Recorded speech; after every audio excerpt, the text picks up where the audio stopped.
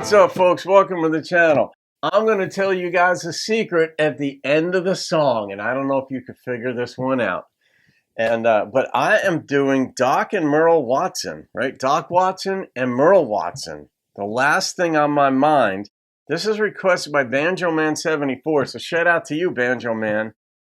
You originally requested Doc Watson and Dolly Parton, but that was either on Vivo or it was on someone else's smaller channel, and sometimes there's an issue when you do that. But Vivo almost always gets blocked, and so that just takes too much time to keep redo them. And it's frustrating when they do get blocked. And redoing them means it goes from a reaction to a review, because it means I just heard the song. And so I went with Doc Watson and Merle Watson, The Last Thing on My Mind.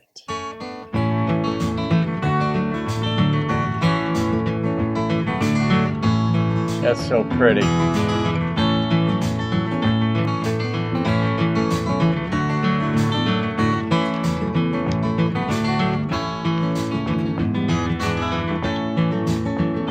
It's a lesson too late for the learning, made of sand, made of sand. In a wink of an eye my soul is turning, in your hand, in your hand. Are you going away with no words of farewell? Can there be not a trace left behind?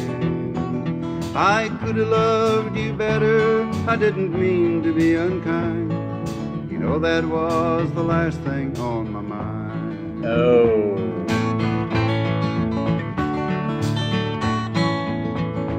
I hate that when I make a mistake like that. You got reasons aplenty for going. This I know, this I know. For the wheat have been steadily growing. Please don't go, please don't go. Are you going away with no words of farewell? Can there be not a trace left behind? I could have loved you better, didn't mean to be unkind. You know that was the last thing on my mind.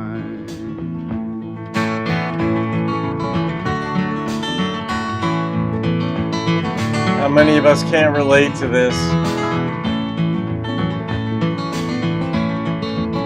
And you feel like a jackass. Even if they don't leave.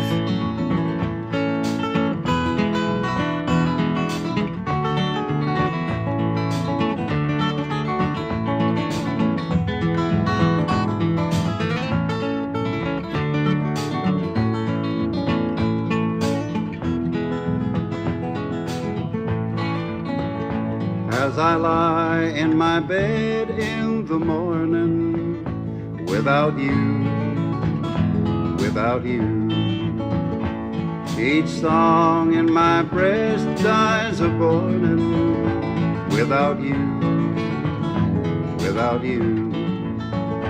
Are you going away with no words of farewell? Can there be not a trace left behind? I could have loved you better, didn't mean to be unkind. You know that was the last thing on my mind. Darling, that was the last thing on my mind.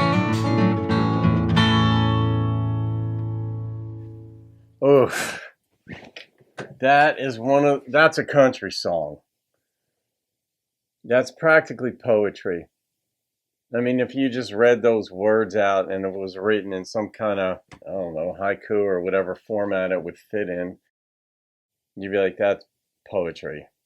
And you just play that to a simple, I don't know if that was just one guitar or two in there. I think there were two, and there's like a little percussion, slight percussion in it. But the way that was sung, just so muted and so down, fit perfectly with what was going on in here. And he had a tinge of hope that maybe there's a little something in her farewell that would give a little chance of rekindling this thing. And lasting on his mind. I love it too. We didn't know what he said. We didn't know what, when he was unkind, what that was about, whether it was something he said or did or both. It usually goes both. You could just insert yourself into the situation. You could place yourself in your own house, the person that you're with, in whoever you can relate this song to.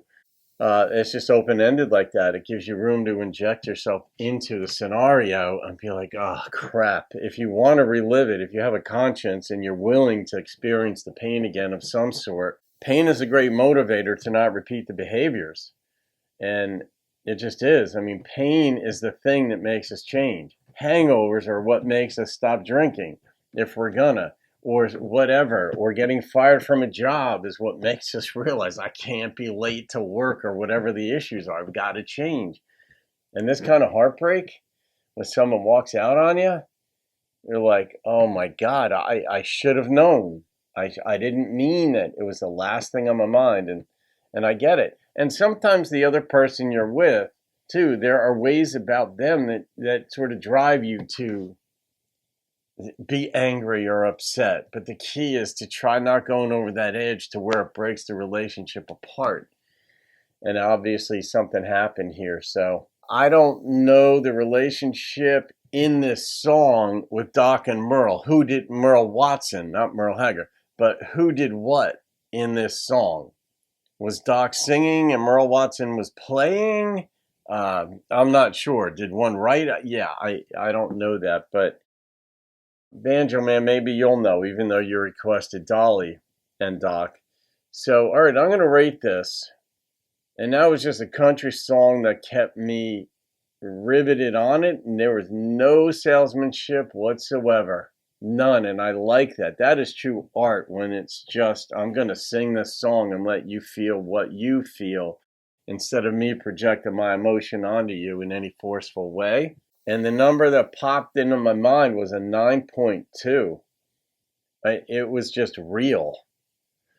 That's it. So that's going in the playlist of songs of 9 and above. And there's a bunch of them.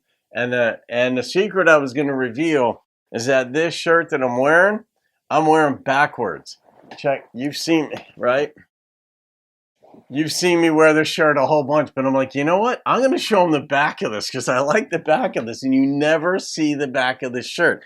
I got this in Edisto. No, Edisto, or maybe it was Isle of Palms. I think it was Edisto 10 years ago. And so I'm able to wear it on the channel a lot. So there you go. All right, guys. Hope you enjoyed that. Have a great day. I'll see you in another video and keep rocking the country. Shout out to my South Carolinians.